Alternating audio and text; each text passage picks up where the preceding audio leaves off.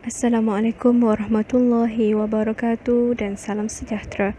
Kami dari kumpulan tutorial B minggu ke-7, iaitu saya Nur Farishahani binti Muhammad Johan, Nadia Dayana binti Kamarudin dan Nur Farah Wahida binti Muhammad Kamal akan menghuraikan dan membincangkan tentang 5 prinsip mengekalkan hubungan perkahwinan yang berjaya. Seterusnya, sebelum saya pergi dengan lebih lanjut tentang 5 prinsip untuk mengekalkan hubungan perkahwinan yang berjaya, saya akan menghuraikan secara ringkas mengenai definisi perkahwinan atau nikah. Dari segi bahasa, nikah bermaksud himpunan, pengumpulan atau percantuman. Dari segi syarak pula, nikah merupakan satu akad yang mengandungi rukun-rukun dan syarat-syarat tertentu untuk mengharuskan pergaulan dan menghalalkan persetubuhan. Secara umumnya, kita dapat faham bahawa perkahwinan merupakan akad perjanjian untuk menyatukan lelaki dan perempuan bagi menghalalkan hubungan yang bertujuan untuk mencapai kebahagiaan berdasarkan garis panduan yang telah ditetapkan oleh syarak. Slide seterusnya menunjukkan 5 kepentingan utama perkahwinan dalam Islam.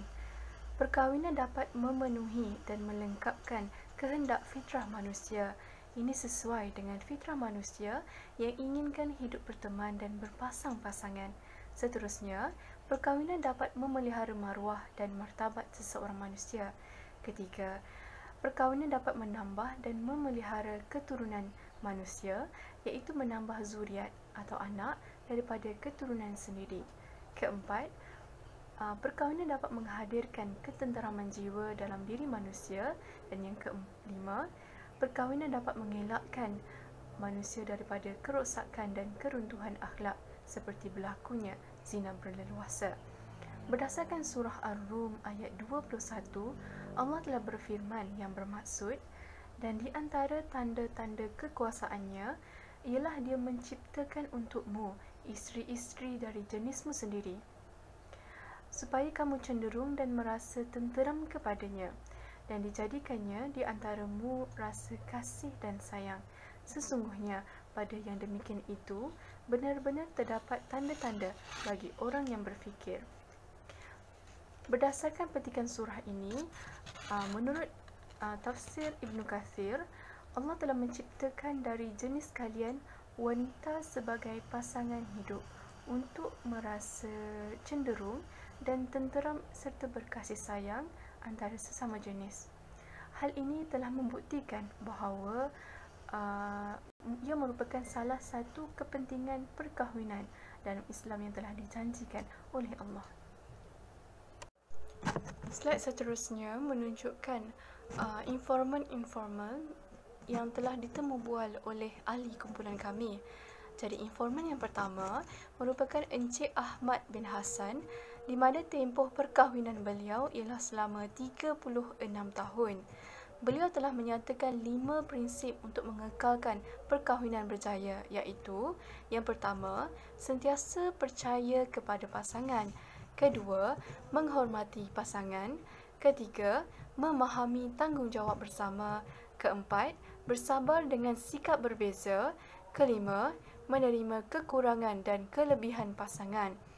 Informan yang kedua merupakan Encik Muhammad Kamal bin Muhammad Arifin, di mana tempoh perkahwinan beliau bersama pasangan beliau ialah selama 27 tahun. Beliau telah menyatakan 5 prinsip beliau, iaitu 1. Yang saling mempercayai. Kedua, saling bertolak ansur. Ketiga, bekerjasama dan saling membantu. Keempat, bersabar. Dan yang kelima, tidak iri hati dengan kelebihan pasangan. Informan ketiga merupakan Encik Muhammad Zushimalai bin Muhammad Johan, di mana tempoh perkahwinan beliau bersama pasangan beliau selama 5 tahun. Beliau telah menyatakan 5 prinsip mengekalkan perkahwinan yang berjaya, iaitu yang pertama, percaya kepada pasangan. Kedua, melebihkan pasangan daripada kawan. Ketiga, bertolak ansur dengan pasangan. Keempat, sabar dengan pasangan, dan yang kelima, beliau sentiasa berdoa menjadi suami yang terbaik kepada isteri. Berdasarkan kepada ketiga-tiga jawapan informan tadi, terdapat 5 prinsip yang dominan daripada jawapan mereka. Yang pertama, saling mempercayai pasangan. Kedua, sabar terhadap pasangan. Ketiga, menerima kekurangan dan kelebihan pasangan. Keempat, bertolak ansur dengan pasangan. Dan yang kelima, bekerjasama dalam tanggungjawab. Bagi prinsip yang pertama adalah sikap saling mempercayai antara suami dan isteri. Di antara punca kerosakan rumah tangga adalah sikap curiga dan prasangka buruk terhadap pasangan. Jadi, sikap saling tidak mempercayai ini akan menimbulkan ketidakharmonian dalam keluarga kerana sentiasa berada di dalam keadaan yang resah dan gelisah. Sikap saling mempercayai ini adalah sebuah tonggak utama dalam kehidupan rumah tangga kerana agama Islam turut mewajibkan pasangan suami isteri untuk menjauhi sikap curiga terhadap pasangan. Di dalam sejarah perjalanan rumah tangga Rasulullah SAW turut diuji oleh Allah tentang rasa percaya beliau terhadap isterinya Aisyah apabila Aisyah difitnah mempunyai hubungan bersama Safwan semasa perang antara kaum muslimin dengan Bani Mustalik. Semasa perjalanan pulang ke Madinah, Aisyah ketinggalan dengan rombongannya sehingga terserempak bersama Safwan. Oleh itu, Safwan mengajaknya untuk pulang ke Madinah dengan menunggangi untanya. Setelah sampai di Madinah, kaum munafik mula memperbesar-besarkan cerita ini sehingga sampailah ke pengetahuan Nabi Muhammad SAW.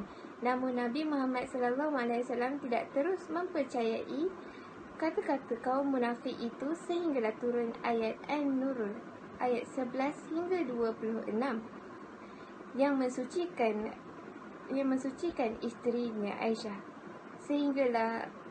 sehinggalah rumah tangga Nabi Muhammad SAW mula kembali indah dan harmoni. Dan sikap saling mempercayai ini turut ditekankan oleh Allah dalam surah An-Najm ayat 28. Sesungguhnya prasangka itu tidak berfaedah sedikit pun terhadap kebenarannya. Dan hadis Bukhari Muslim turut ada mengatakan, hati-hatilah kalian dari prasangka buruk kerana prasangka adalah ucapan yang paling dusta. Prinsip yang ketiga adalah bersikap sabar terhadap pasangan.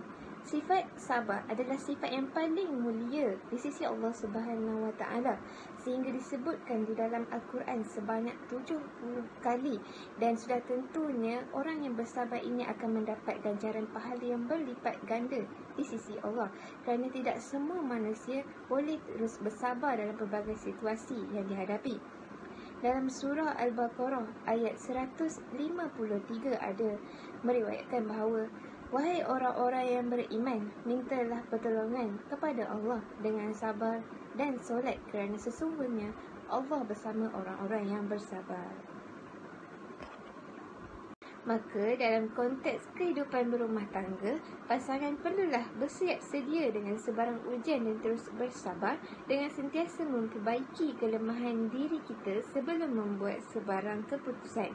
Pasangan suami isteri janganlah membiarkan emosi menguasai diri kerana ia akan mengguris hati pasangan yang akan membawa kepada perpecahan rumah tangga. Setiap pasangan perlulah membuat penilaian terhadap diri dan berubah menjadi orang yang lebih sabar dalam semua perkara sehingga sikap sabar itu menjadi kelaziman dalam kehidupan harian kita. Hal ini kerana dengan bersabar kehidupan berumah tangga akan lebih menjadi tenang dan harmoni. Prinsip yang ketiga adalah menerima kelebihan dan kekurangan pasangan. Kehidupan berumah tangga ini memerlukan kesefahaman dan penerimaan antara satu sama lain. Kedua-dua pasangan perlulah saling menghargai nilai-nilai yang ada pada pasangan mereka dan tidak menjadikan kekurangan pasangan sebagai perendah darjat. Dalam surah Al-Baqarah ayat 187 ada mengatakan, isteri-isterimu adalah pakaian untuk kamu para suami. Demikian pula kalian para suami adalah pakaian mereka para isteri. surat ini menceritakan bahawa suami dan isteri itu adalah saling memerlukan dan bukannya saling mencari kelemahan. Maka kehidupan sebagai suami dan isteri perlulah saling melengkapi dan saling membantu antara satu sama lain, dan tidak ada seorang manusia pun yang dijadikan tidak sempurna dalam segala hal. Namun setiap manusia mempunyai kelebihan mereka yang tersendiri. Maka amat pentinglah para suami dan isteri menerapkan prinsip ini agar sentiasa menjumpai titik keserasian dan saling melengkapi, bukan saling mencari kelemahan dan kekurangan dari pasangan masing-masing. Prinsip seterusnya adalah tolak ansur. Tolak ansur bermaksud seseorang itu tidak mementingkan diri sendiri dalam sesuatu perkara dan dapat menerima perbezaan pendapat, fikiran dan kepercayaan orang lain. Sifat tolak ansur ini perlu diamalkan di dalam perkahwinan, terutamanya di dalam pelaksanaan tanggungjawab, pemberian nafkah dan menguruskan hal ehwal rumah tangga. Sebagai contoh, sekiranya seorang isteri itu tidak mahir memasak, si suami tidak seharusnya memarahi isteri tersebut kerana kelemahannya, tetapi memberikan ruang buat si isteri untuk memperbaiki diri. Dan kesalahan kecil tidak seharusnya dijadikan modal untuk mencetuskan pertelagahan antara suami isteri. Di dalam sebuah hadis Rasulullah SAW yang bermaksud daripada Abu Hurairah radhiyallahu anhu katanya, Rasulullah SAW bersabda, jangan seorang mukmin itu marah kepada mukminah, yakni isterinya atau orang lain, kerana jika dia tidak suka kepada satu perangainya, masih banyak perangainya yang dia sukai. Oleh itu, setiap keluarga perlulah mengamalkan sifat memaafkan dan bertolak ansur apabila menghadapi konflik dan dugaan, kerana ia dapat mewujudkan persefahaman dan keharmonian dalam hubungan. Dalam hadis lain yang diriwayatkan oleh Ibnu Abbas, baginda SAW bersabda, sebaik-baik dari kalangan kamu adalah yang paling baik terhadap isterinya dan aku adalah yang terbaik terhadap isterinya. Di dalam sebuah perkahwinan, tanggungjawab seorang suami adalah sebagai pemimpin keluarga, mencari dan memberikan nafkah serta perlindungan kepada keluarganya. Manakala isteri pula bertanggungjawab untuk mendidik dan mengasuh anak-anak serta mewujudkan suasana kasih sayang di dalam keluarga. Walaupun begitu, suami isteri perlulah bekerjasama dan saling membantu dalam menguruskan hal di dalam rumah, dan suami tidak seharusnya bergantung kepada isteri untuk melakukan kerja-kerja rumah. Rasulullah SAW merupakan contoh terbaik sebagai seorang suami yang pernah bertanggungjawab. Baginda selalu membantu isteri-isterinya untuk melakukan kerja-kerja rumah dan tidak menyusahkan mereka dengan melakukan pekerjaan yang boleh dilakukannya sendiri seperti menjahit pakaiannya yang rosak. Di dalam hadis yang diriwayatkan oleh Al-Aswad radhiyallahu anhu, beliau bertanya kepada Sayyidatina Aisyah radhiyallahu anha, apakah Nabi SAW lakukan ketika berada bersama keluarganya? Aisyah menjawab, Rasulullah SAW biasa membantu pekerjaan keluarganya di rumah. Jika tiba waktu solat, baginda akan berdiri dan segera menuju solat. Sesungguhnya, bantuan yang diberikan akan menambahkan lagi rasa kasih sayang serta penghargaan isteri terhadap suami. Bagi pihak isteri pula, mereka seharusnya memahami keadaan suami sebagai ketua keluarga yang berperanan mencari nafkah untuk keluarga. Pelbagai cara boleh dilakukan oleh isteri untuk meringankan bebanan suami seperti memberikan sokongan moral di dalam apa jua yang diceburi oleh suami dan tidak membebankan suami dengan urusan rumah tangga yang remeh-temeh. Kesimpulannya, setiap suami dan isteri perlulah mengamalkan nilai-nilai positif sepanjang tempoh perkahwinan bagi mengekalkan keharmonian rumah tangga. Institusi keluarga yang baik merupakan asas kepada pembangunan masyarakat serta negara, dan kemakmuran hidup masyarakat bergantung kepada keutuhan institusi keluarga. Setiap pasangan perlulah melengkapkan diri dengan ilmu pengetahuan serta bersedia dengan rohani dan emosi yang mantap dan kental bagi mengharungi liku-liku di dalam fasa perkahwinan.